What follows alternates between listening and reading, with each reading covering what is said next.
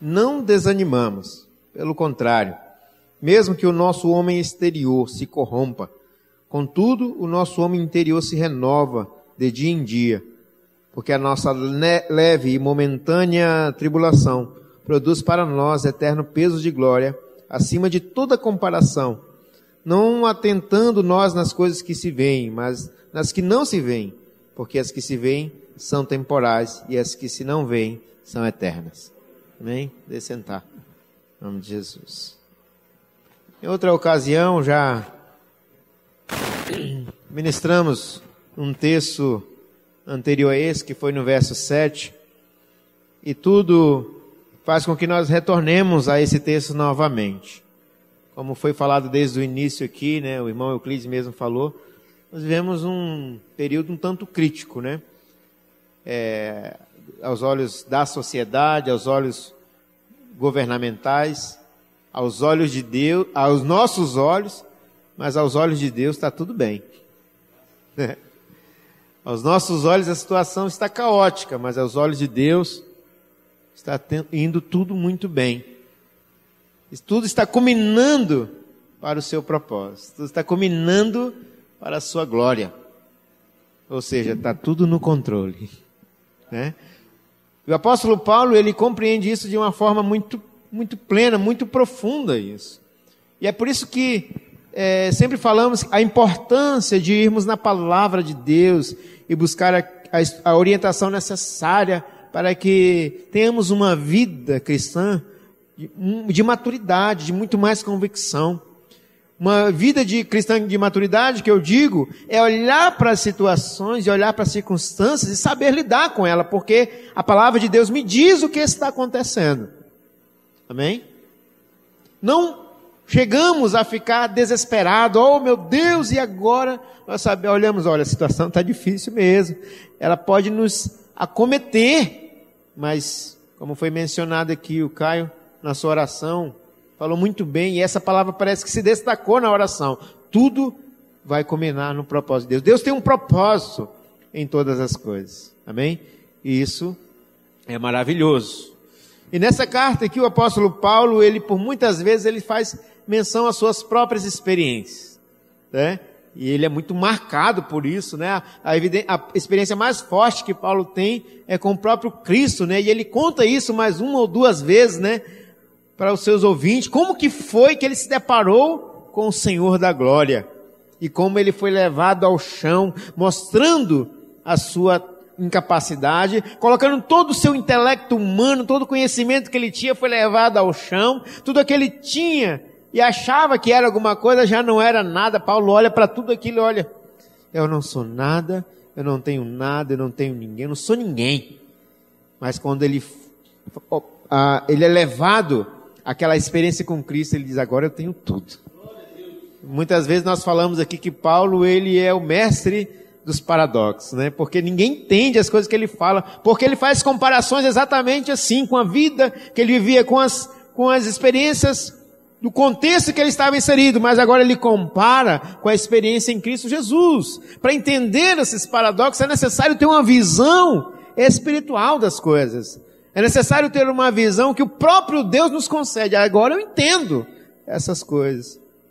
Humanamente falando, como é que você explica quando estou fraco, aí é que eu estou forte? Como é que se explica isso? Para mim o viver é Cristo, morrer é lucro. Paulo está doido. Não. Ele simplesmente teve uma compreensão exata de quem é o Deus que o encontrou. E de que os planos do Senhor culminam para algo extremamente glorioso. Paulo entende tudo isso. Mas ele também faz questão que os seus irmãos entendam da mesma forma. Paulo, diferente de muitos de nós que tivemos experiência, né, como foi mencionado aqui na pregação, no estudo de sábado também, na pregação de domingo passado, né? Nós, quando temos uma experiência forte, a gente quer que todo mundo seja igual, né? Ah, minha experiência foi assim. Por que fulano não é assim também? Porque para mim, todo aquele que encontrou Cristo tem que ser desse jeito. Paulo, no início da sua caminhada, ele era um tanto assim meio rígido mesmo. Ele queria, porque para ele isso era o Cristo. A pessoa se encontrar com Cristo era essa postura que ela devia ter, igual ele. mas no decorrer da caminhada, nas suas experiências, ele vai entendendo que tem que ser de uma forma didática, de uma forma pedagógica. Nem todo mundo concebe da mesma forma. Então, pela sabedoria do Espírito, Paulo vai tratando desses assuntos no decorrer das suas cartas. E ele escreve para um, envia, escreve para outro. Com todo o amor que ele recebeu de Cristo, ele também transmite esta mensagem. Mas nunca descartando a importância, o zelo que se deve ter ao lidar com isso. Tanto que no mesmo texto aqui,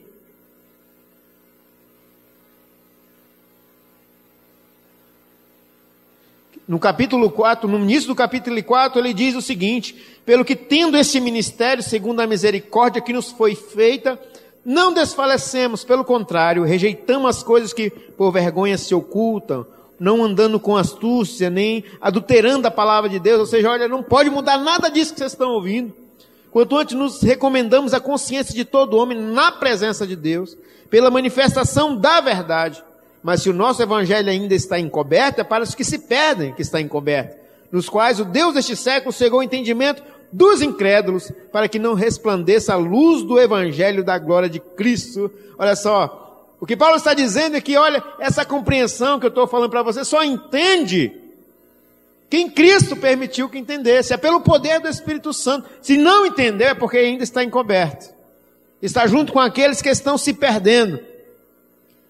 Porque não pregamos a nós mesmos. Ou seja, para de mencionar, mesmo com as experiências que Paulo tem, não eram essas experiências que ele falava que era o cerne da mudança das pessoas. Ainda era o Evangelho.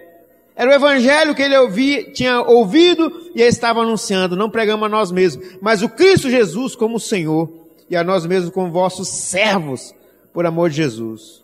Porque Deus disse, das trevas resplandecerá a luz, e você já ouviu esse texto na outra mensagem.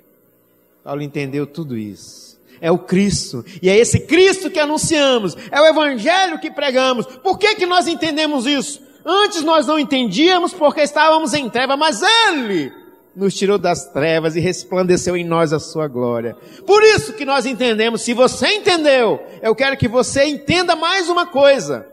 Viver nesta condição, Paulo está falando, de serviço a Deus. Não pense que agora você vai viver no mar de rosas, não. Não pense. Não pense que agora é tudo bonança. Ou seja, diferente do que está sendo pregado hoje, né? De que você agora está em Cristo, tudo te vai bem. Agora você não tem enfermidade. O mundo está despencando, mas você é protegido de Deus. Nada vai te acontecer. Paulo está dizendo que isso não tem nada a ver. Que nós estamos vulneráveis a isso, que estamos sujeitos a isso, sim. Só que agora, diferente daqueles que estão lá fora, que ainda estão nas trevas, nós temos uma compreensão do que está acontecendo. Enquanto as pessoas que estão envolvidas nessa situação, elas chegam ao seu extremo, porque não sabem lidar com a situação. Nós, porém, temos aquele que nos conforta. Nós, porém, temos aquele que nos guarda, aquele que nos traz um equilíbrio. Mas ainda não é nós. Não é para nossa glória. E aí, no verso 7, olha só o que o apóstolo diz. Temos, porém, este tesouro, mostrando em si a fragilidade, para que a excelência do poder de Deus, não de nós, que a excelência do poder seja de Deus e não de nós. É Deus de novo. É Ele quem está no controle. A glória é dele. Agora Paulo mostra como é que eu lidou com essa situação. Quem disse que não ia ter uma vida de tranquilidade, ele diz, olha, em tudo nós somos atribulados. Mas também ele diz, mas não seremos angustiados. O sentimento por esta situação não nos toma, a fim de tomar a nossa consciência e a nossa razão. Nós estamos inseridos num contexto caído, corrompido diariamente, mas só que ainda nós somos confortados pelo Espírito Santo. Então Ele não nos permite ser levado ao extremo da situação. É isso que ele está dizendo.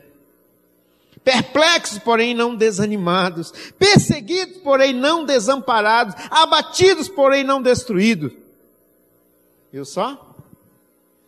Nunca sendo levado ao extremo. Sabe o que significa isso, meus irmãos? As situações, elas virão, seremos abatidos por ela, mas seremos consolados por Deus, guardados por Deus. Para quê? Paulo, agora, aí está o maior questionamento do nosso cristianismo hoje. Mas se o Senhor já morreu na cruz, se foi o acontecimento único na cruz do Calvário para nos salvar, para levar sobre si as nossas dores, as nossas enfermidades e tudo mais, para que o sofrimento, Senhor? Ou vem dizer que em nenhum momento da sua caminhada você questionou a Deus em relação a isso. Por que, Senhor, tanto sofrimento?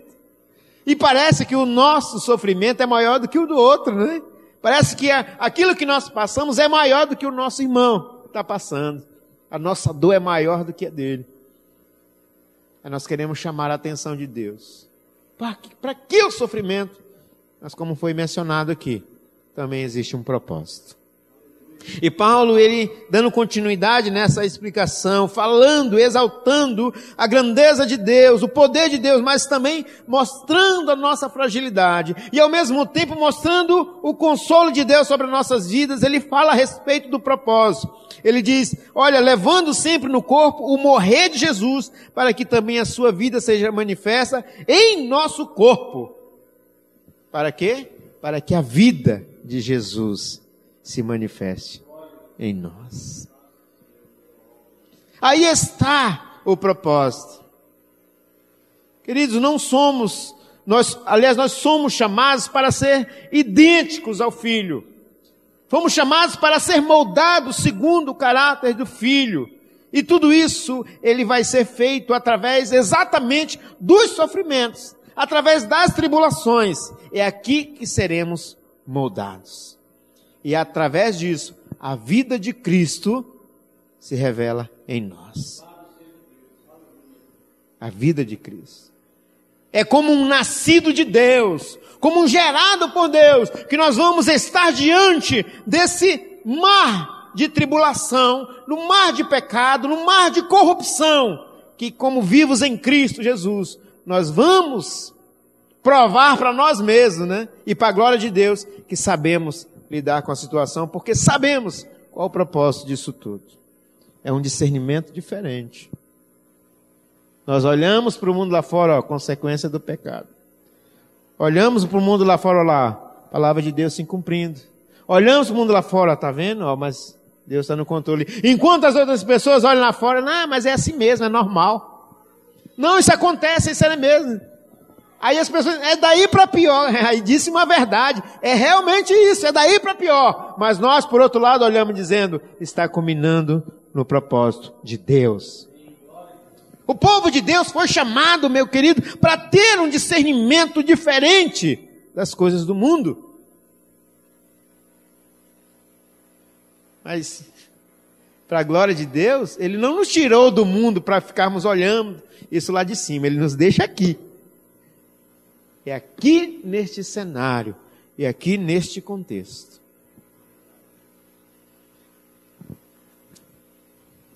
Aí Paulo continua dizendo,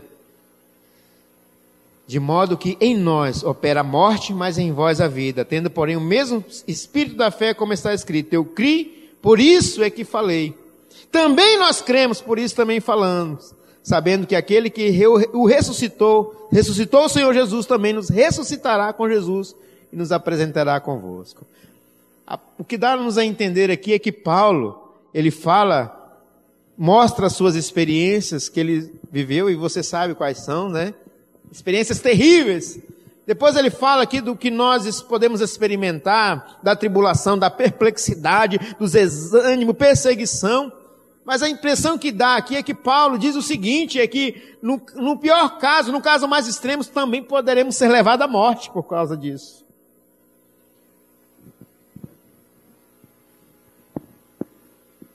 Não, misericórdia. Será que o Senhor nos permitirá isso também? Morremos por isso? Né? Mas Deus é Deus de amor. Como vai permitir que um filho seu morra por conta disso? E a pergunta é, ele também não morreu? Aqui está a identificação com o filho. Mas Paulo, ele fala disso com tanta naturalidade, esse homem às vezes me assusta com isso. Porque ele tem uma convicção tão grande do que vai acontecer depois disso, que ele fala o seguinte, ele diz, de modo que em nós opera a morte, mas em vós a vida. Tendo, porém, olha só o consolo que Paulo traz agora. Na verdade, ele diz, também nós cremos, por isso também falamos. Ou seja, eu acredito nisso, e por isso eu transmito, sabendo que aquele que ressuscitou o Senhor Jesus, também nos ressuscitará. Também nos ressuscitará. Meu Deus, olha só, por isso que ele fala com tanta naturalidade, para mim o viver é Cristo, morrer é lucro. Paulo não está nem preocupado se o caso extremo, que para nós seria o fim da linha, viesse nos acometer. Ele sabia que assim como Deus da glória ressuscitou o Filho, também o ressuscitará.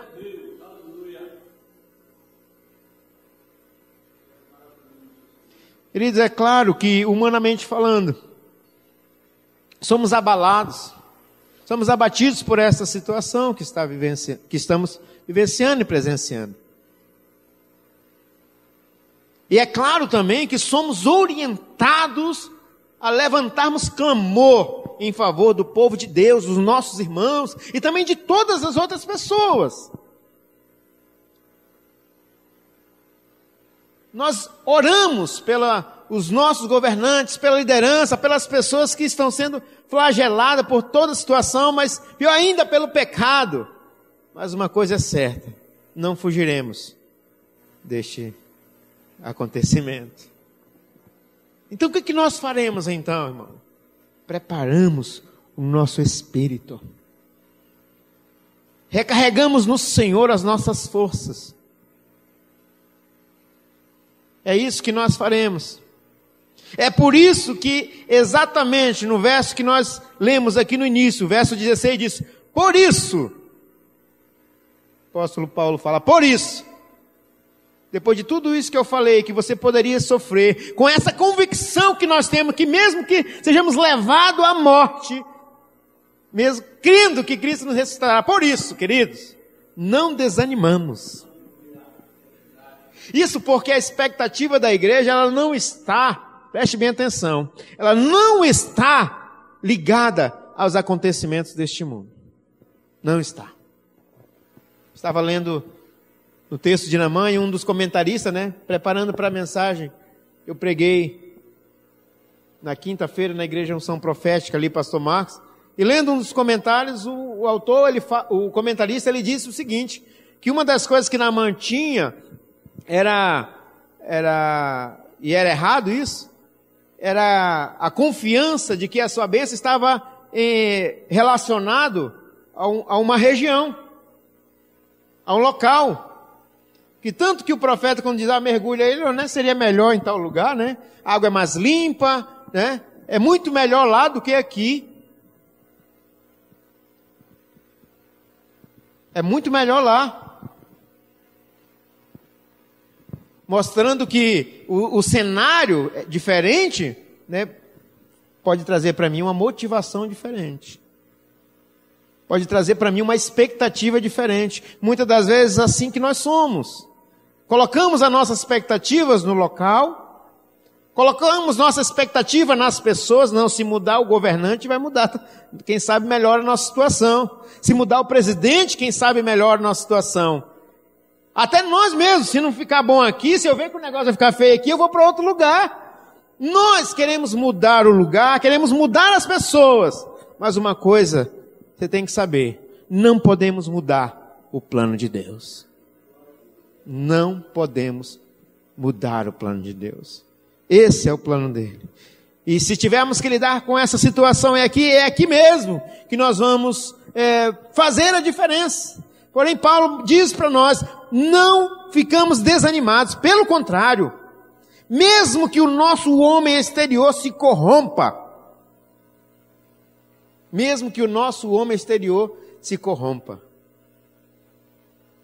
sabe, à medida que o tempo vai passando, ou como a irmã Leandra falou, quanto tempo, irmã Leandra, está na caminhada? 19 anos, como que ela mencionou aqui, E nesse meio tempo, muitas coisas aconteceram. As experiências foram adquiridas, houve rebeldia aqui, desvio ali, mas cresceu na graça, cresceu no Evangelho.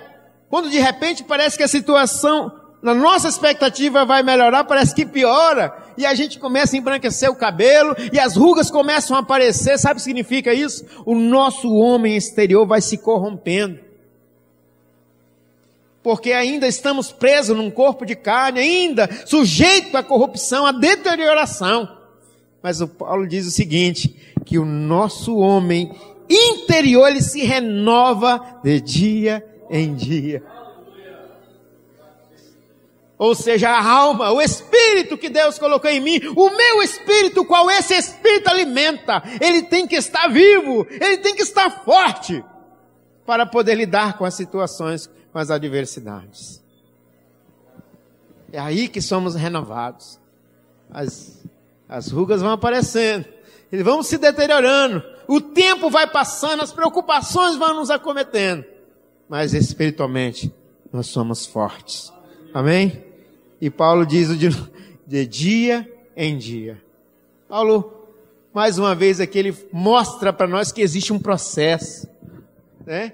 Que existe um passo a passo aqui, no capítulo 3, verso 18, ele fala de glória em glória mais uma vez, né? E isso significa a mesma coisa, que é um dia após o outro, qual nós vamos conquistando, nós vamos nos relacionamos com Deus, nós vamos estreitando a nossa intimidade com Deus, vamos entendendo o seu propósito, o seu plano, vamos conhecendo o seu amor, vamos confiando mais no Senhor. É o tempo que vai nos mostrando isso.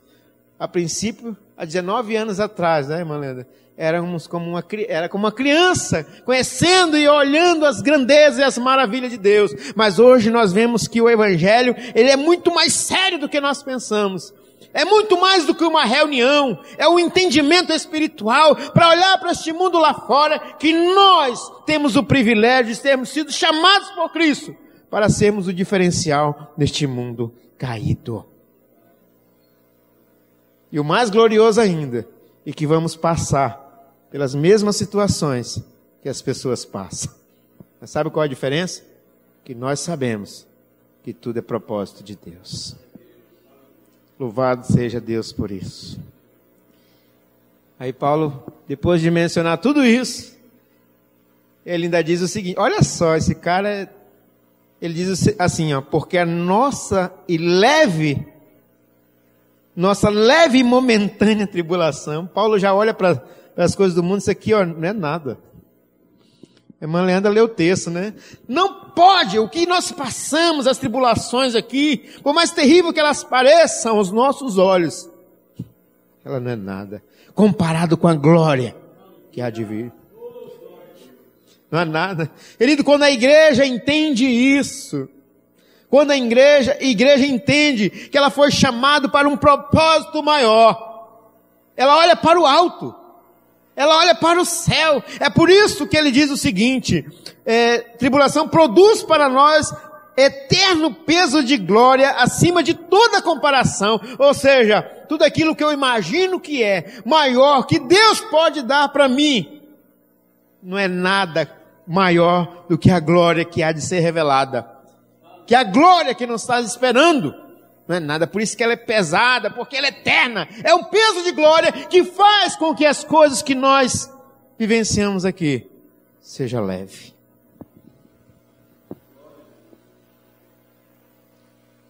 E ele diz, não atentando nós nas coisas que se veem. Sabe porque a igreja sofre muitas vezes, meu querido, com as coisas desta vida? Porque estamos olhando para baixo. Há um certo tempo deixamos de olhar para o alto, como diz o Salmo. Olhando para o alto. A igreja, quando ela está passando por provações, ela continua ainda olhando para pessoas, para o cenário que ela está. Ela busca solucionar os seus problemas com as coisas daqui, mas o salmista diz que olhamos para o alto. É de lá que vem o nosso socorro. É do Senhor que vem o nosso socorro. É do Senhor que vem a resposta. Muitas das vezes padecemos com algumas situações porque deixamos de olhar para o alto. Mas as pessoas, de repente você pode me perguntar, se eu olhar para o alto eu vou ver o quê? Eu, querido, olho com os olhos espirituais. Com os olhos da fé. Ele diz assim, ó, não atentando nas coisas que se veem, mas nas que não se veem, porque elas são eternas. É nas que não se vê, olha lá, meu Senhor, sentado num trono de glória, conduzindo tudo da maneira que lhe apraz, conduzindo para si, para o louvor da sua glória. Eu faço parte desse plano. Não tem aquela brincadeira que a gente já viu assim, de cara olhando para o alto, aí daqui a pouco chega outro assim, o que está olhando, né? Aí daqui a pouco chega outro querendo olhar, ele olhando para cima. Porque olhamos com as coisas que não se veem. São olhos que veem as promessas de Deus. Eu vejo a promessa aqui e a contemplo no trono de glória. Olho para o alto. Mas isso não é utopia? Não, querido. Isso é fé. Mas isso não é um sonho? Não, é fé. Os sonhos, eles tiram os nossos pés do chão.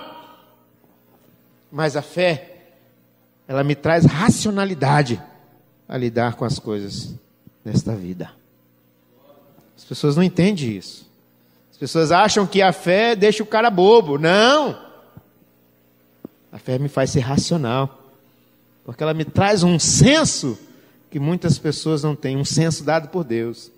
Um discernimento espiritual.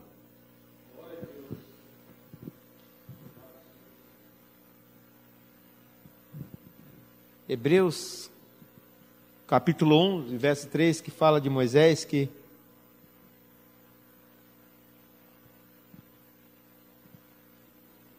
contemplou, como se estivesse olhando aquilo que era invisível. E Moisés experimentou um pouco da glória de Deus. Mas e nós? A glória que Moisés tinha, ela se desvanecia.